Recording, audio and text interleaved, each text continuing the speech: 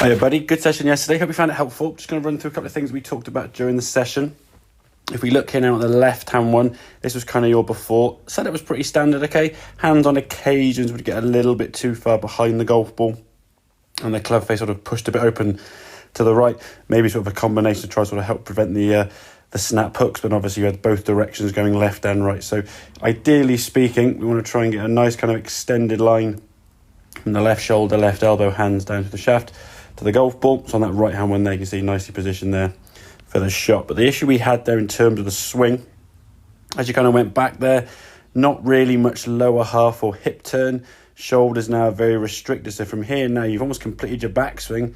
The rest now is coming with your arms just sort of lifting up.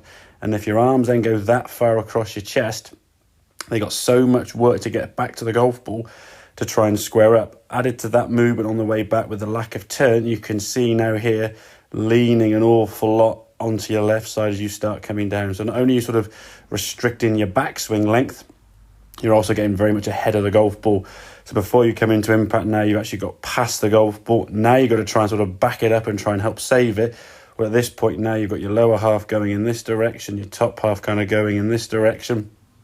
And now your hands trying to sort of help protect that glove face and just hope for the best we get it back to the golf ball square. On occasions when you were good, you say you play 3 or 4 holes around like a tour player, 3 and 4 birdies. But then when it was wrong, it was a bit of a sort of a red arrow display team.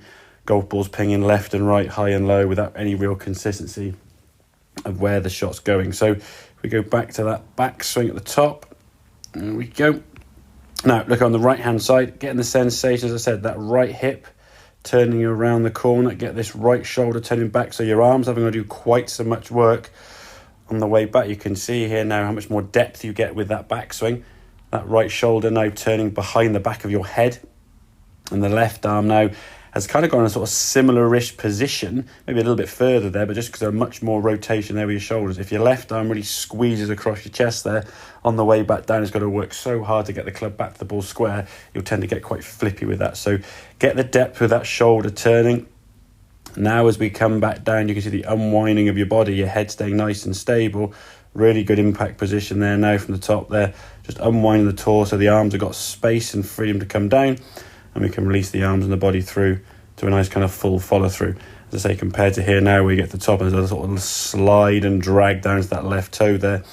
Arms and body not really working connected.